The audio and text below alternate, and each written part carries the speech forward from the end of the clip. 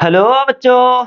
मैं उम्मीद करता हूं कि आप सब अच्छे होंगे। आज हम लोग क्लास 10th के केमिस्ट्री का सेकेंड चैप्टर का लेक्चर नंबर 4 कर रहे थे और इससे पहले वाला लेक्चर में हम लोगों ने अम्ल और क्षारक के रासायनिक गुणों को भी समझ लिया था। आज हम लोग स्टार्ट करने वाले हैं दोस्तों अम्ल और क्षारक की प्रबलता से। तो चलिए देखते हैं हम लोग अम्ल और क्षारक की प्रबलता। अम्लों एवं क्षारकों की प्रबलता है ना दोस्तों। तो चलिए एक एक करके समझते हैं कि अम्ल और क्षारक की प्रबलता कैसे मापी जाती है, ये प्रबल कैसे हो जाते हैं, ये दुर्बल कैसे हो जाते हैं। तो आइए इन सब चीजों को हम लोग समझने की कोशिश करते हैं। लिखेंगे किसी अम्ल या क्षारक की प्रबलता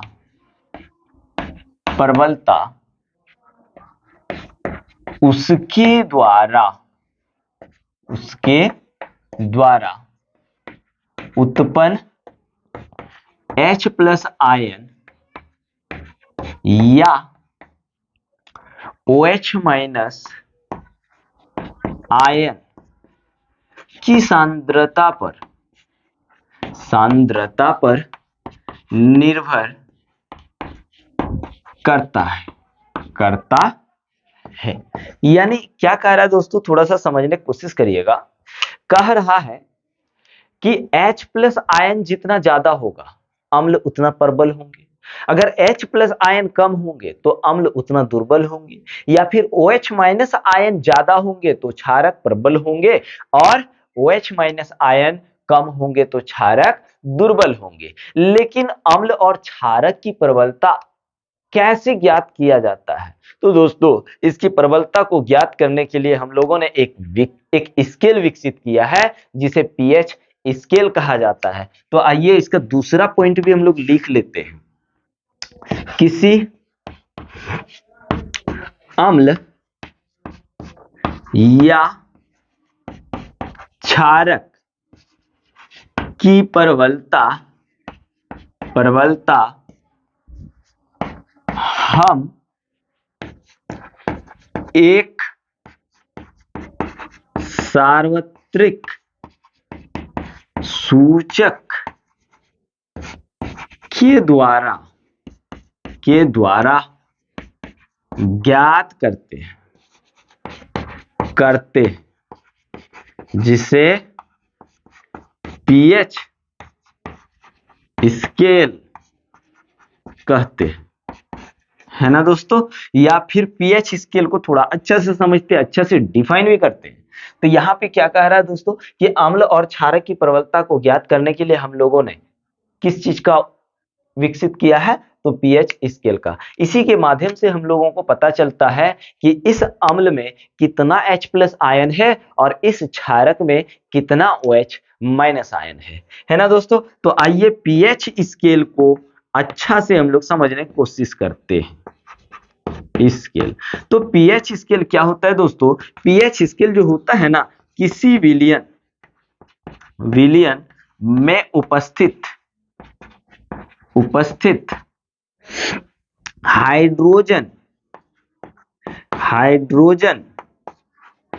आयन की सांद्रता ज्ञात करने के लिए एक स्केल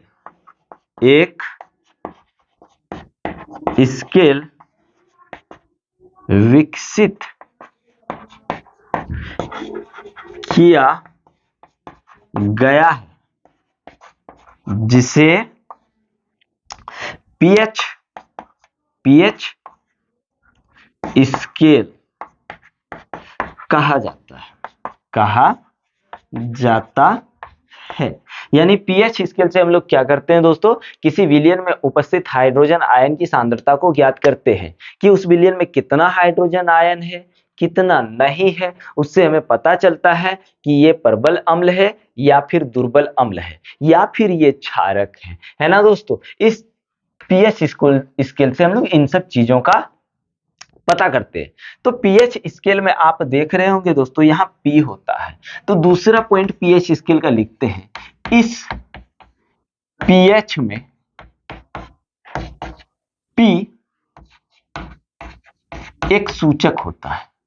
पी क्या होता है दोस्तों? एक सूचक। मतलब समझिए कि पी के द्वारा ही हम लोग पता करते हैं कि इसमें हाइड्रोजन आयन कितना है और OH माइनस आयन कितना है। तो क्या लिख रहे हैं कि इस पीएच में पी एक सूचक है जिसे पुषांश कहते हैं, जो पुषांश को इंग्लिश में पोटेंज कहते हैं, जो एक जर्मन शब्द है। क्या है दोस्तों? जर्मन शब्द है जिसका अर्थ शक्ति होता है। क्या होता है दोस्तों? शक्ति होता है ना। तो P क्या है? P के द्वारा हम लोग हाइड्रोजन आयन की सांद्रता को मापते हैं। और ये क्या है दोस्तों? P जो है पुषांश है। ये कहां से आया? जर्मन से आया है, जिसका अर्थ क्या होता है? शक्ति होता है। तीसरी बात याद रखना दोस्तों, इस pH का मान शून्य से 14 तक होता है। 0 से 14 तक होता है। इसमें एक चीज बड़ा इंपॉर्टेंट है दोस्तों, याद रखना। अगर pH का मान 7 से छोटा हो तो ये अम्लीय माध्यम होगा। क्या होगा? अम्लीय माध्यम होगा दोस्तों। और यहां पे दूसरी बात याद रखना दोस्तों, अगर pH का मान 7 से ज्यादा हो, कितना? 7 से ज्यादा हो, तो ये क्षारीय माध्यम होता है। क्या होता है? क्षारीय माध्यम होता है ना। क्षारीय माध्यम होता है दोस्तों। और यदि आपका pH का वैल्यू दोस्तों, अगर pH का वैल्यू 7 के इक्वल हो तो वहां पे विलयन जो होता है उदासीन होता है। विलयन क्या होता है दोस्तों? उदासीन होता है। और इसमें विलयन अम्लीय होता है, इसमें विलयन क्षारीय होता है और इसमें विलयन उदासीन होता है। तो आइए पीएच स्केल को हम लोग छाप करके देखते हैं। पीएच स्केल को हम लोग छाप करके देखते हैं। चलिए पीएच स्केल, आइए पीएच स्केल को हम लोग समझने की कोशिश करते हैं। यहां पे हम एक पीएच स्केल बनाने का पूरा कोशिश कर रहे हैं दोस्तों, बस आप लोग समझते जाइए, है ना। तो ये यहाँ पे बीचों बीच जो है दोस्तों, यहाँ पे आप बीचों बीच आप देख रहे हैं, ये जो होता है ना, ये 7 होता है। यहाँ पे इस साइड लिखते हैं 7, और यहाँ 0 होता है, यहाँ आपका 14 होता है। क्या होता है दोस्तों? 14। इधर आप देखेंगे OH माइनस आयन जैसे जैसे बढ़ते जा रहा है, मतलब देखिए 7 से जैसे बढ़ रहा है OH माइनस आयन की संख्या बढ़ते जा रही है। OH माइनस आयन की सांद्रता बढ़ते जैसे जाएगी दोस्तों, ये क्षारीय प्रवृत्ति उतना, यानी वो क्षारीय उतना प्रबल होते जाएगा। और आप देख रहे होंगे 7 से इधर नीचे ये जो है ना H प्लस आयन है, इधर जैसे 7 के उधर जा रहा है तो ये कम होते जा रहा है H प्लस आयन, लेकिन 0 के करीब जैसे जैसे आ रहा है, देखिए H प्लस आयन बढ़ते जा रहा है। इसका मतलब 0 में सबसे अधिक प्रबल होता है कौन? अम्ल। यहां पे थोड़ा सा लिख लेते हैं, अम्लीय गुण इधर, ठीक है। यहां उदासीन होगा, साथ में उदासीन होगा, और इधर क्षारीय होगा, क्षारीय। यहां कुछ आइए इससे कुछ हम लोग सीखने की कोशिश करते हैं। तो सबसे अधिक अम्लीय गुण की बात करूं, अम्लीय गुण की बात यदि करूं तो सबसे अधिक अम्ल कहां होता है? तो 0 जो होता है ना दोस्तों, पीएच वैल्यू, अगर आपका पीएच वैल्यू 0 है तो सबसे अधिक अम्ल होगा, सबसे अधिक अम्ल होगा, है ना भाई, सबसे अधिक अम्ल होगा, है ना, सबसे अधिक अम्ल होगा। और जैसे ये इधर बढ़ते जाएगा, 0 से उधर किधर 14 की ओर, तो अम्ल गुण उतना कम होते जाएगा। और सबसे पीएच वैल्यू अगर आपका 14 रहे दोस्तों, तो याद रखना सबसे अधिक क्षार्य होता है, सबसे अधिक क्षार होता है, सबसे अधिक क्षार होता है, सबसे अधिक क्षार होता है। और 7 पर क्या होता है ये तो हम बताइए दिए हैं कि उदासीन होता है ना दोस्तों, उदासीन होता है। अब बात ये है कि सर हम लोग किस फॉर्मूले के द्वारा किसी भी विलयन में H प्लस आयन की सांद्रता को मापेंगे या फिर OH माइनस आयन की सांद्रता को मापेंगे। तो दोस्तों यदि अम्लीय माध्यम होगा, अम्लीय माध्यम के लिए, माध्यम के लिए, अम्लीय माध्यम के लिए पीएच का मान जो होता है दोस्तों, वो होता है log 1/H प्लस आयन। क्या होता है? log 1/H plus. इसी को अगर आप थोड़ा सा सिंप्लीफाई करेंगे तो minus log H plus ion होगा, है ना दोस्तों। अब क्षारीय माध्यम के लिए क्या होता है तो देख लीजिए, क्षारीय माध्यम के लिए, तो दोस्तों क्षारीय माध्यम के लिए पीएच का मान जो होता है वो होता है log 1/OH माइनस आयन, है ना, OH माइनस आयन। कितना OH माइनस आयन है उससे हम लोग पीएच वैल्यू पता करेंगे, है ना। या फिर इसी को थोड़ा अगर हम लोग सिंप्लीफाई करेंगे तो माइनस लॉग क्या आएगा, OH माइनस आयन, है ना दोस्तों। तो ये 4 फॉर्मूले जो हैं आपके बोर्ड एग्जाम में पूछे जा चुके हैं, इसलिए दोस्तों एकदम इसको थोड़ा अच्छा से कर लीजिए। और एक बात बता दे रहे हैं दोस्तों, जैसे ही आप वीडियो देखेंगे आप एक नोट कॉपी और हाथ में पेन रखेंगे और साथ साथ में नोट्स बनाते जाएंगे, है ना। तब तक ले लीजिए इसका स्क्रीनशॉट। तो ले लिए, अब हम लोग आगे बढ़ते हैं। तो दोस्तों यहां पे सबसे पहले एक चीज समझ लीजिए, परबल अम्ल। ये परबल अम्ल क्या होता है और दुर्बल अम्ल क्या होता है, तो चलिए एक एक करके समझते जाते हैं, है ना। क्योंकि इस बार हम लोगों को बोर्ड एग्जाम में फोड़ना है। तो आइए सबसे पहले आराम से हम लोग इसको डिफाइन करते हैं। लिखेंगे अधिक संख्या में H प्लस आयन उत्पन्न करने वाले अम्ल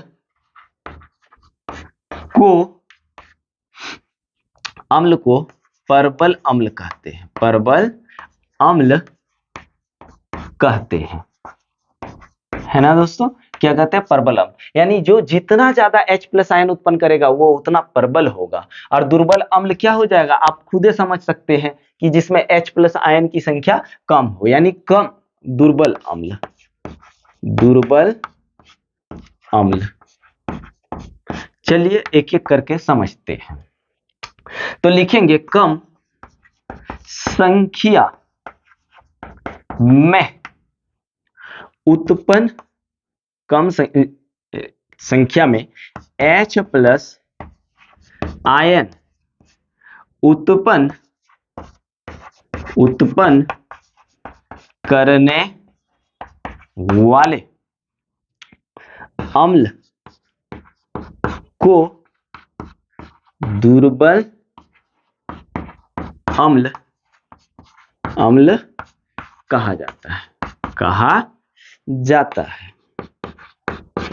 है ना। कितना आसानी से ये समझ में आ गया कि जो अधिक मात्रा में H प्लस आयन उत्पन्न करेगा वो परबल अम्ल होगा और जो कम मात्रा में H प्लस आयन उत्पन्न करेगा वो दुर्बल अम्ल होगा। तो आइए दोस्तों अब देखते हैं हमारे दैनिक जीवन में पीएच का महत्व, हमारे दैनिक जीवन में। या फिर एक चीज नोट तो जरूर कर लीजिए, ये बड़ा इंपॉर्टेंट है दोस्तों, बहुत ही इंपॉर्टेंट है ना। तो यहां लिख दे रहे हैं, आराम से आप समझिए। क्या है शुक्र ग्रह, शुक्र ग्रह तो समझते ही है। शुक्र ग्रह का वायुमंडल है ना, शुक्र ग्रह का वायुमंडल सल्फ्यूरिक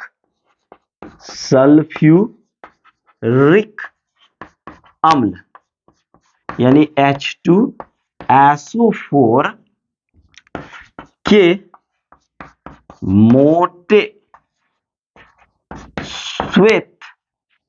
मोटे श्वेत तथा पीले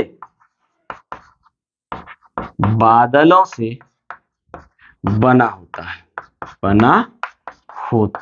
है। देखिए कितना ये चीज एकदम बहुत ही अच्छा चीज है, इसलिए नोट में कर दिए कि शुक्र ग्रह का वायुमंडल जो होता है दोस्तों वो आपका H2SO4 का बना होता है। आइए अब देखते हैं हम लोग कि हमारे दैनिक जीवन में पीएच का क्या महत्व होता है। हमारे दैनिक जीवन में पीएच का महत्व आइए आराम से समझते हैं। तो पहली बात तो ये है कि हमारा जो शरीर है, हमारा शरीर का पीएच वैल्यू जो होता है दोस्तों 7 से 7.8 के बीच होता है ना। तो लिखते हैं हमारा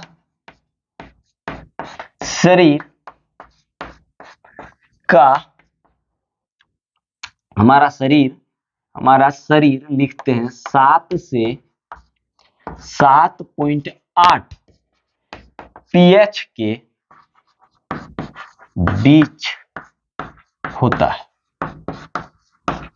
है ना, यानी 7 से इतना के बीच में हमारे शरीर का पीएच वैल्यू होता है।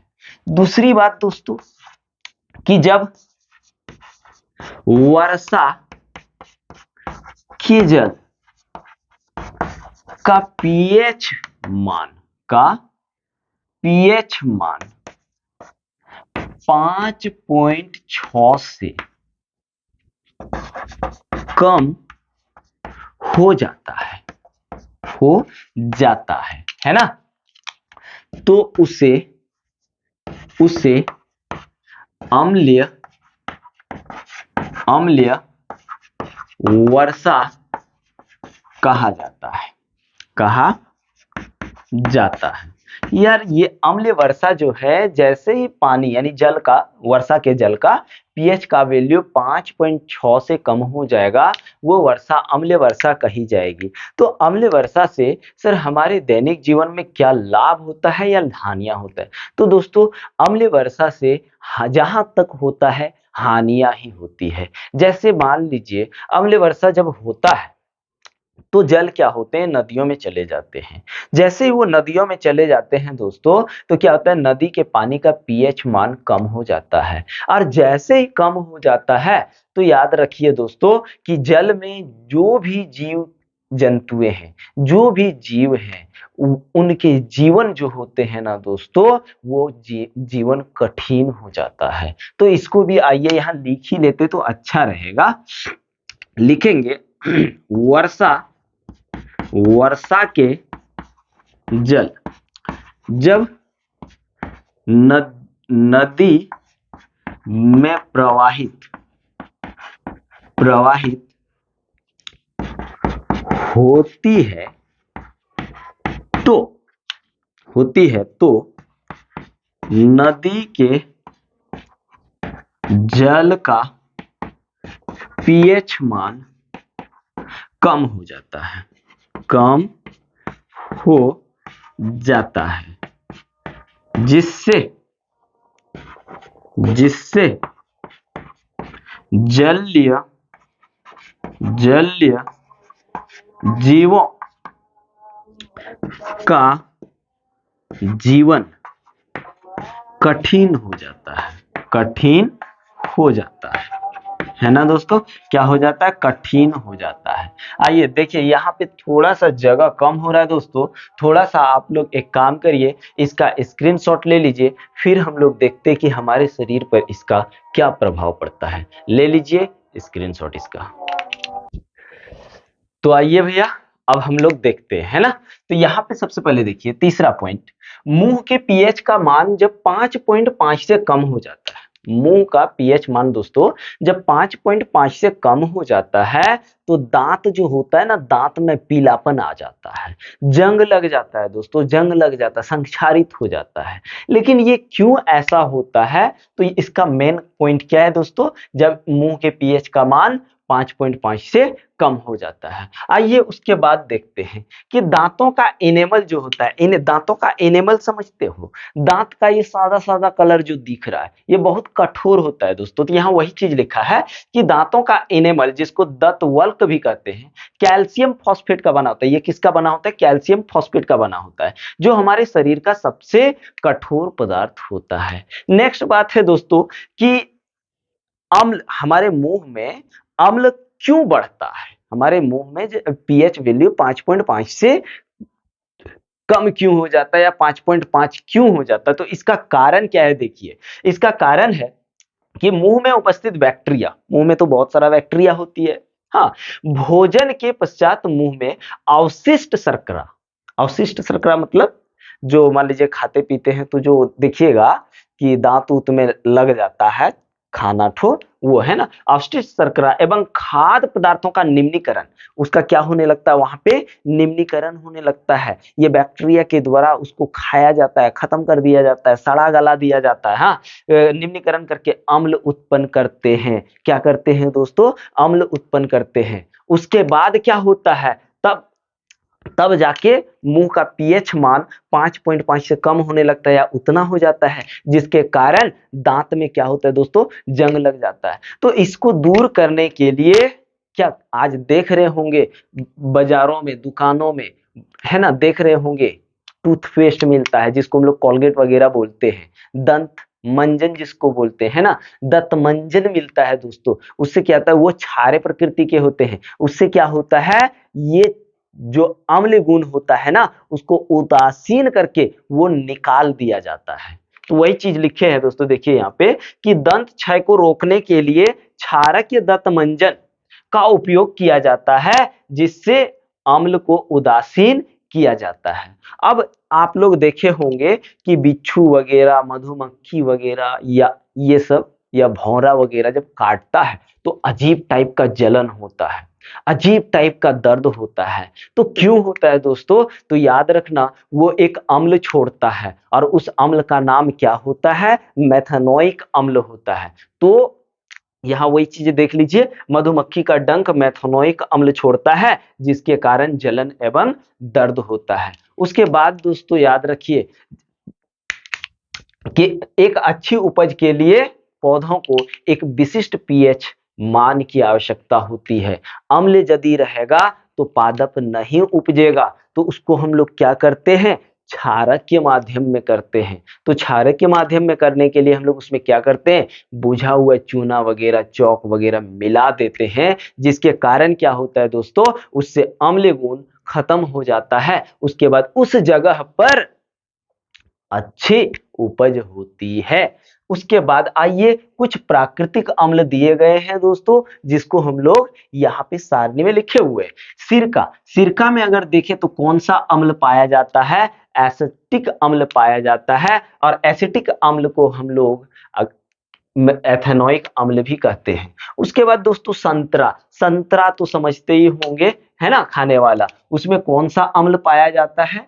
सिट्रिक अम्ल पाया जाता है। कौन सा अम्ल पाया जाता है दोस्तों? तो सिट्रिक अम्ल पाया जाता है। वैसे ही इमली, लड़कियों को तो लड़की लोग जो है ना, इमली जब देखती है तो फटक से मुंह में पानी, और इतना मुंह से पानी गिरने लगता है कि तालाब बना देता है। तो वो इमली जो होता है ना दोस्तों, तो इमली में टर्टरिक अम्ल पाया जाता है। कौन सा अम्ल पाया जाता है? टर्टरिक अम्ल पाया जाता है। और टमाटर, जिसका अभी भाव एकदम आसमान छू रहा है, आदमी लोग एक से एक टिकटॉक में बना रहा है कि एक 20 रुपया लेके जाओ, एगो इतना सा टमाटर लेके आओ, है ना। तो टमाटर में कौन सा अम्ल पाया जाता है? ऑक्जेलिक अम्ल पाया जाता है। दही, दही तो आप लोग समझते ही होंगे, जो हम लोग रात को दूध में क्या करते हैं? लैक्टोबैसिलस को मिलाते हैं, है ना, जोरोन जिसको बोलते हैं, वो मिलाते हैं। उसमें कौन सा जीवाणु होता है तो उसमें लैक्टोबैसिलस होता है, और उस लैक्टोबैसिल बैसिलस के कारण दूध किस में चेंज हो जाता है, दही में चेंज हो जाता है, और ये दही में कौन सा अम्ल पाया जाता है, उसी के नाम से लैक्टिक अम्ल पाया जाता है। वैसे ही नींबू, नींबू जो होता है ना दोस्तों, बहुत मस्त चीज होता है। अब ऐसा नहीं कि खाली नींबू खाएंगे, नींबू जो होता है अगर देखा जाए तो नींबू जो सिट्रिक अम्ल जो होता है ना, वो HCl का दुश्मन होता है, हाइड्रोक्लोरिक अम्ल का दुश्मन होता है। तो आप सिट्रिक अम्ल को मिला यदि दोगे तो उसको क्या कर देगा, फाड़ के रख देगा, है ना। तो नींबू में कौन सा अम्ल पाया जाता है, सिट्रिक अम्ल पाया जाता है। वैसे ही चींटी का डंक, जब चींटी वगैरह काटता है तो जलन होता है, दर्द होता है, तो उसमें भी मेथनोइक अम्ल पाया जाता है दोस्तों। उसके बाद नेटल का डंक, नेटल का डंक जो होता है ना, एक पादप होता है, पादप के पत्ते में कांटा होता है, उस कांटे के चुभ जाने से जलन और दर्द होगा, उसी पत्ते को नेटल का डंक कहते हैं। हाँ, उसी पत्ते में जो कांटा होता है ना, उसको क्या बोलते हैं, डंक, है ना। तो इसको क्या बोलते हैं, नेटल का डंक। और नेटल का डंक में क्या मिलता है दोस्तों, मेथनोइक अम्ल मिलता है। और एक बात बता दे रहे हैं दोस्तों, यहां से आपको हर एक साल ऑब्जेक्टिव में 1 या 2 क्वेश्चन पूछा जाता है, इसलिए इसे और अच्छा से पढ़ लें। तो चलिए इसका स्क्रीनशॉट ले लीजिए।